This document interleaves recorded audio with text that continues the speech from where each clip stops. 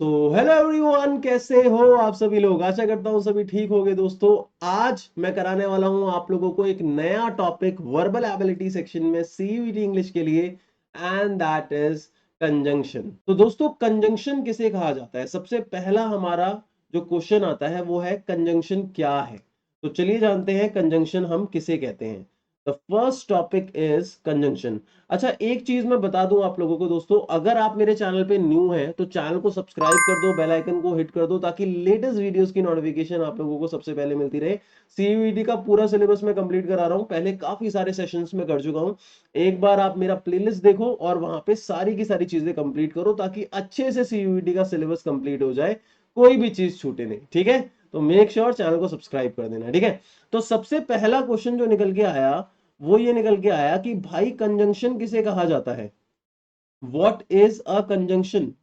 ठीक है, तो बड़ा आसान है। जब भी हम कुछ कॉम्प्लेक्स सेंटेंसेस उनको आपस में जोड़ते हैं तो उसके लिए एक लिंकिंग वर्ड का इस्तेमाल किया जाता है, जो दोनों को आपस में लिंक करे, कनेक्ट करे।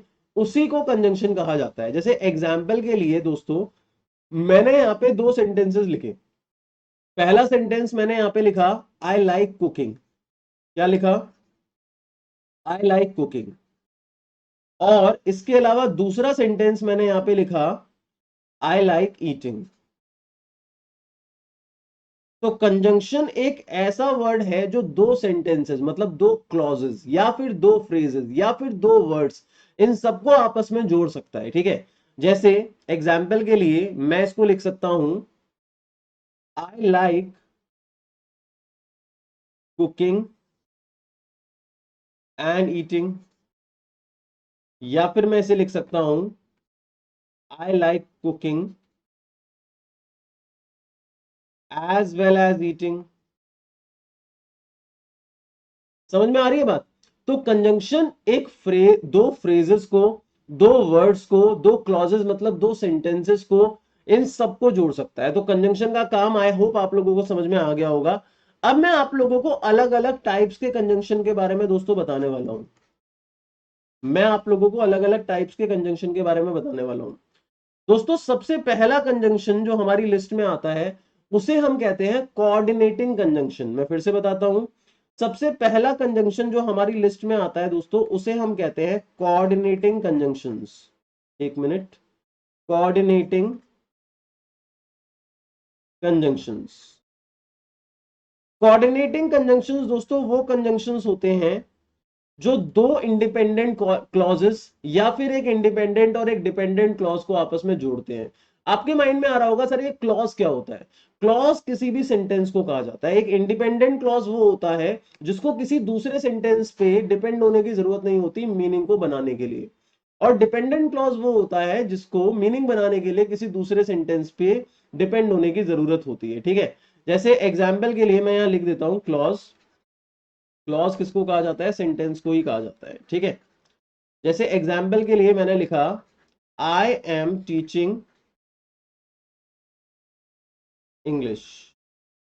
आई एम टीचिंग इंग्लिश, तो ये एक इंडिपेंडेंट क्लॉज है। बट अगर मैं लिख दूं बट यू डू नॉट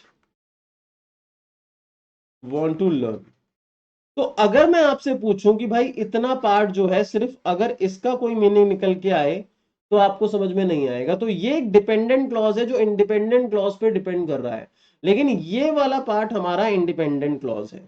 तो कोऑर्डिनेटिंग कंजंक्शन वो होते हैं जो बोथ इंडिपेंडेंट क्लॉजेस और डिपेंडेंट क्लॉजेस को आपस में जोड़ सकते हैं दोस्तों। ठीक है, ध्यान से सुनना, मैं फिर से बता रहा हूं। Coordinating conjunctions allow you to join words, phrases, clauses of equal grammatical rank in a sentence.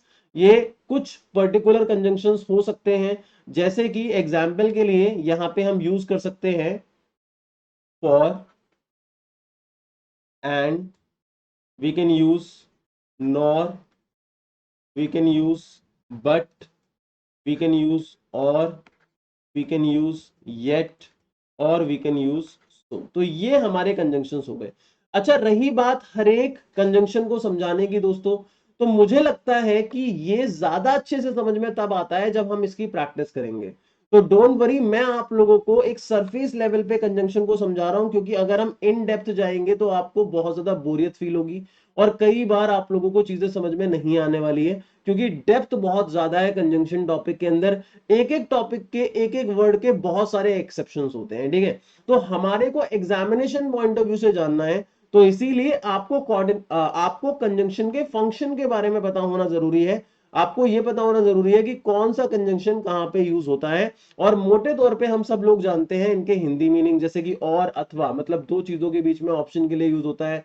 But जब नेगेटिव सेंस बनाना हो, जैसे मैंने बोला I am teaching but I am feeling like I should sleep, तो ये एक पॉजिटिव से negative sense में लेके जाता है, क्लियर। एंड जो है वो दो इक्विवेलेंट चीजों के बीच में यूज होता है, जैसे for example my friend Shyam and my friends Ram and Shyam, ठीक है। तो राम श्याम दोनों फ्रेंड्स है, इसके बीच में एंड का इस्तेमाल हो गया, तो दो इक्विवेलेंट चीजों के बीच में यूज होता है। तो बेसिक लेवल पे हमें पता है हर एक वर्ड का मीनिंग, तो मैं आप लोगों को बता देता हूं इसकी कैटेगरीज के बारे में, ठीक है। अब दूसरे नंबर पे दोस्तों जो हमारा कंजंक्शन आता है, उसको हम कहते हैं उसको हम कहते हैं कोरिलेटिव कंजंक्शन। उसे हम कहते हैं कोरिलेटिव कंजंक्शंस, कोरिलेटिव कंजंक्शंस। दोस्तों कोरिलेटिव कंजंक्शंस वो कंजंक्शंस होते हैं जो पेयर में काम करते हैं, जैसे आपने सुना होगा नीदर नॉर, या आपने सुना होगा आइदर और, या आपने सुना होगा नॉट ओनली बट ऑल्सो। तो ये हमारे पेयर वाले कंजंक्शन होते हैं, जैसे मैंने लिखा नॉट ओनली बट ऑल्सो, या मैंने लिखा बोथ एंड, या मैंने लिखा नीदर नॉर, नीदर नॉर मतलब ना तो ये ना तो वो, या मैंने लिखा आइदर और, इसका मतलब या तो ये वाली सिचुएशन या तो वो वाली सिचुएशन, या फिर इसके अलावा कोई दूसरा कंजंक्शन आ गया जो कि पेयर के अंदर यूज हो रहा है। तो ये हमारे पेयर वाले कंजंक्शंस होते हैं। इसमें हमें ध्यान क्या रखना होता है कि इसके जो दो पार्ट्स हैं उनमें से एक पार्ट जो होता है, जैसे for example not only but also का पहला वाला पार्ट ये है और दूसरा वाला पार्ट ये है। तो दो सेंटेंसेस में पहले सेंटेंस के स्टार्टिंग में पहला वाला पार्ट लगता है और ये दूसरा वाला पार्ट दोनों सेंटेंसेस के बीच में लगता है। जैसे मैंने बोला not only I am teaching but I am also making you understand, समझ में आ गई बात। तो ये नॉट ओनली सबसे स्टार्टिंग में लगा और बट ऑल्सो जो है वो दोनों के बीच में एज अ लिंकिंग कंजंक्शन लगा, ठीक है। तो ये हमारे कोरिलेटिव कंजंक्शन हो गए। अब तीसरे नंबर के दोस्तों जो कंजंक्शंस आते हैं उनको हम कहते हैं सब ऑर्डिनेटिंग कंजंक्शंस, सब ऑर्डिनेटिंग कंजंक्शंस। ये भी दोस्तों दोनों इंडिपेंडेंट और डिपेंडेंट क्लॉजेस को बीच में जोड़ने के लिए यूज किए जा सकते हैं, ठीक है।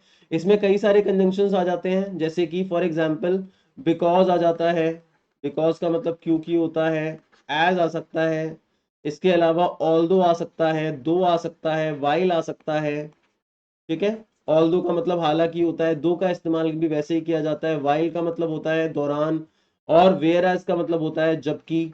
तो ये सारे के सारे वर्ड आपके सबऑर्डिनेटिंग कंजंक्शंस के अंदर आ जाते हैं, समझ में आ गई बात। और सबऑर्डिनेटिंग कंजंक्शन दोस्तों दो अलग अलग इंडिपेंडेंट क्लॉजेस को यूज बीच में मतलब लिंक करने के लिए यूज किए जा सकते हैं। जैसे फॉर एग्जाम्पल मैंने बोला I drank a glass of water, I drank a glass of water because I was thirsty, because I was thirsty।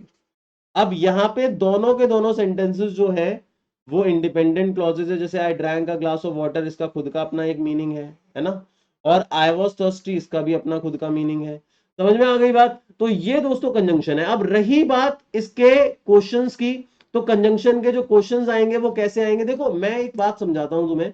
तुम्हारे सिलेबस के अंदर जैसे कि हमारे को वर्बल एबिलिटी का सेक्शन दिया है, उस वर्बल एबिलिटी के सेक्शन के अंदर ना कोई क्वेश्चन आ सकता है। मेनली जो क्वेश्चंस आने वाले हैं वो एरर स्पॉटिंग के आने वाले हैं, जिसके अंदर सेंटेंसेस में एरर्स दिए होंगे और आपको उसे स्पॉट करना होगा और आपको बताना होगा कि सेंटेंस के जो चारों के चारों पार्ट हैं ए बी सी डी, उसमें से कहां एरर है, या फिर डी पार्ट नो एरर में आ जाएगा कि भाई इसमें एरर नहीं है। तो हो सकता है कि वहां पे किसी कंजंक्शन का इस्तेमाल जो है वो गलत तरीके से किया गया हो, जैसे नॉट ओनली लिखा हो बट कोरिलेटिव कंजंक्शन में आगे बट ऑल्सो ना दिया हो, सिर्फ बट दिया हो, तो वहां पे ध्यान रखना, समझ में आ गई बात। तो ये एरर स्पॉटिंग बेस्ड क्वेश्चंस में आएंगे, या ज्यादा से ज्यादा हो सकता है तो ये हो सकता है कि एक पैराग्राफ गिवन है जिसके अंदर गैप गिवन है और नीचे आपको ऑप्शंस के अंदर गिवन है कि भाई चारों में से कौन सा कंजंक्शन वहां पे आएगा। तो ये क्वेश्चन जो है वो आप लोगों के एग्जाम के अंदर आने वाले हैं, और इसी तरीके के क्वेश्चंस मैं प्रैक्टिस करा रहा हूं। मैं बहुत जल्दी वापस अपनी जो लाइव वाली क्लास थी प्रैक्टिस सेशन के लिए सीयूईटी की, वो स्टार्ट करने वाला हूं, लेकिन मैं उसके टाइम को एडजस्ट कर रहा हूं। मैं सोच रहा हूं कि उसका टाइम मैं मॉर्निंग में 6 AM या 6:30 AM कर दूं। ठीक है दोस्तों, तो आई होप आप लोगों को सारी की सारी बातें समझ में आ रही होंगी, कोई दिक्कत कोई परेशानी नहीं होगी। अगर आप चैनल पे न्यू हैं तो चैनल को सब्सक्राइब जरूर कर दो, बेल आइकन को हिट जरूर कर दो, ताकि लेटेस्ट वीडियोस की नोटिफिकेशन मिलती रहे। पूरे कोर्स को कंप्लीट करने के लिए आप सीयूईटी 2024 की जो मेरी प्लेलिस्ट है उसको चेक कर लो। प्लेलिस्ट का जो लिंक है वो नीचे डिस्क्रिप्शन बॉक्स के अंदर अवेलेबल है। Thank you so much for watching this video. मिलते हैं अपने एक और सेशन में, तब तक के लिए बाय बाय। जय हिंद, जय भारत।